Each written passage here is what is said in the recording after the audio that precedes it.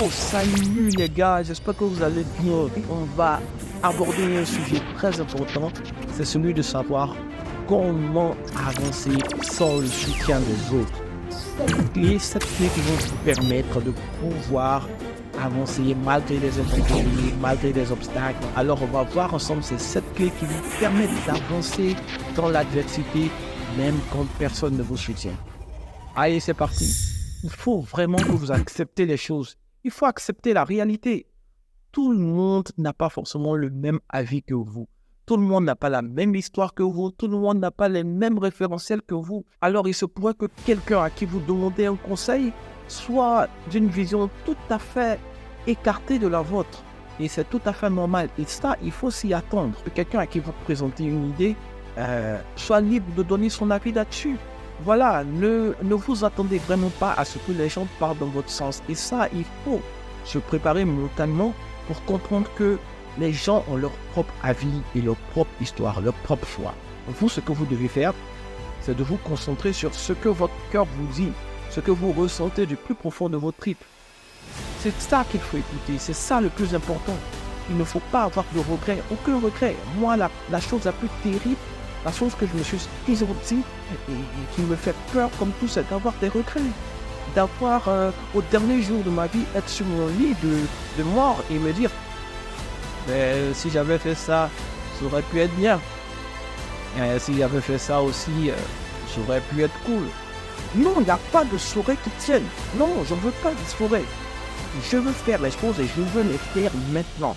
Et donc, il ne faut pas se décourager par rapport à la vie de quelqu'un. Tiens, je vais vous raconter une histoire. J'aime bien les histoires au passage. Un jour, je suis allé voir un monsieur que je respecte beaucoup. Je ne vais pas dire le nom ici, mais c'est une personne que je respecte beaucoup, qui est très pertinent dans ses conseils, quelqu'un qui est ouvert, voilà, aux jeunes, voilà, qui a une approche facile. Et ces jours-là, j'avais une idée, un projet assez intéressant pour ma part, voilà, parce que vous voyez, quand on a des projets, on a toujours l'étincelle dans les yeux. Ah ouais, on voit ça comme une innovation, ça va marcher. En fait, c'était un projet vraiment qui me tenait à cœur. Et je suis allé voir la personne et là, rien que d'y penser, ça me donne des frissons, vous voyez. Et donc, cette personne, c'était une autorité dans un groupe dans lequel j'étais, je ne vais pas mentionner, voilà. Et donc, je suis parti le voir. Un jour, au travers de la cour, je l'ai vu se balader. Je me suis dit, ah tiens, c'est l'opportunité. Je vais aller l'approcher, je vais essayer de parler avec lui. Et quand je suis arrivé, je lui ai expliqué mon projet. Et il a dit, mais ça, c'est déjà fait, ça c'est... Je dis, ah bon, j'ai bien fouillé et j'ai pas vu vraiment quelqu'un faire la même chose. Il dit, ah, mais c'est déjà fait, nous on le fait déjà, et bon, on va le lancer bientôt, et voilà quoi, c'est déjà fait. Donc, moi je pense que c'est pas la peine, tu vas perdre plus de temps qu'autre chose. Et là, j'ai pris un coup dur. En tout cas, au moral, c'était chaud, parce que je me suis dit, mais j'ai bien pris le temps de fouiller et tout, et voilà quoi. Et il s'est trouvé que ce projet-là, en réalité, n'a jamais été implémenté dans mon pays puisque j'ai fait des recherches après et j'ai cherché à savoir la suite et tout. Et à l'époque, j'avais laissé tomber parce que je me suis dit que le monsieur ne pouvait pas me raconter n'importe quoi, en fait. Je me suis dit non, je le respecte.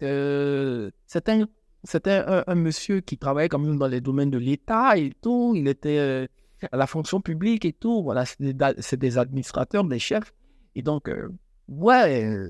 L'entendre me dire ça et constater par moi-même que ce projet n'a jamais été lancé, eh bien, j'ai pris une grosse table dans la gueule ce jour-là. Tout ça pour dire, quand vous avez un projet, il faut que vous soyez prêt dans la tête à vous dire que ça ne va pas forcément aller dans le sens de celui qui écoute, ou bien ça ne va pas forcément être quelque chose qui va encourager dès le départ. Et ça, il faut être prêt pour cela. Il faut l'accepter. Alors, dès maintenant, tu sauras ce qu'il faut faire quand tu vas partir présenter un de tes projets à quelqu'un et qui va te dire que que c'est de la merde, quoi. Alors, dans ce point 2, trouver un réseau de soutien. Trouver un réseau de soutien, ça veut simplement dire qu'il faudra s'entourer des personnes qui voient comme vous, qui vont dans le même sens que vous, qui sont ouverts d'esprit, qui aiment rêver, qui aiment entrevoir des possibilités. Et ça, c'est pas donné à tout le monde. Ne dit-on pas que les oiseaux du même plumage volent ensemble? Ben ouais, c'est ce qu'on dit. Donc c'est pareil, c'est la même chose. Trouve-toi un réseau de soutien dans ton quartier, dans ta communauté, voilà, dans des séminaires, et c'est pour ça qu'il ne faut pas du tout rester cloîtré. Il faut bouger, il faut sortir. Il faut faire des rencontres, il faut sortir, bouger. Il faut être dans des endroits, avec des personnes qui ont la même manière de voir les choses que vous, pour que ça soit vraiment plus facile, on va dire, pour que ça soit vraiment plus simple pour vous.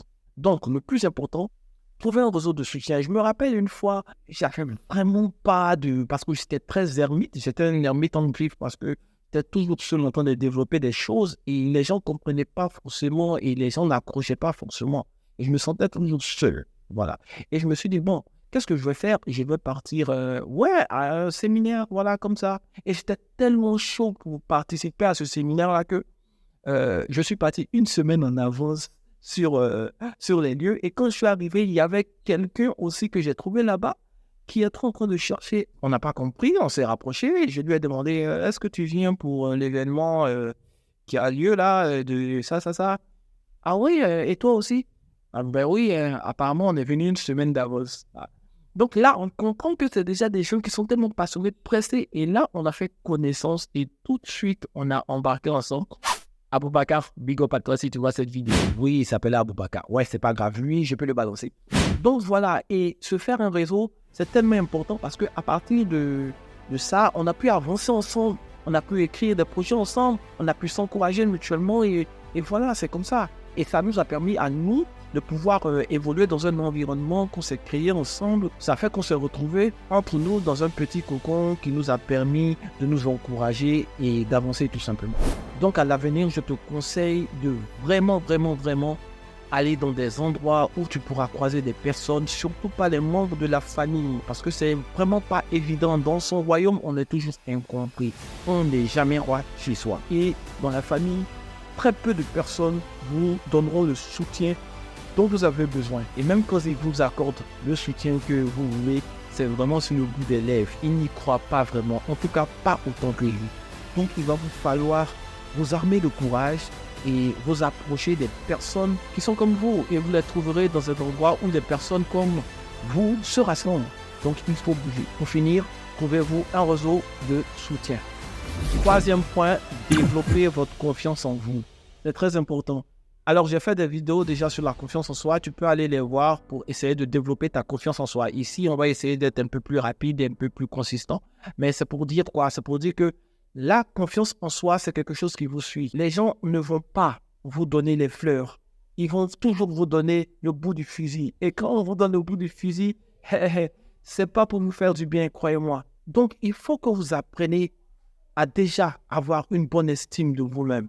C'est très important parce que l'estime de vous-même va vous donner foi en vos compétences. Et c'est là qu'intervient la confiance en soi.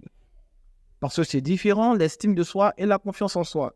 La mauvaise estime de soi, c'est le manque d'amour personnel. On ne s'aime pas d'une manière profonde, d'une manière, je dirais, presque toxique. Alors que le manque de confiance, c'est le manque en ses capacités. Mais quand on s'aime intérieurement, on peut avoir cette force pour avoir confiance en nos capacités. Parce que les capacités, ce sont les talents, ce sont les choses naturelles qu'on a cultivées, qu'on a développées. Il est important que tu cultives une attitude positive, un mindset positif.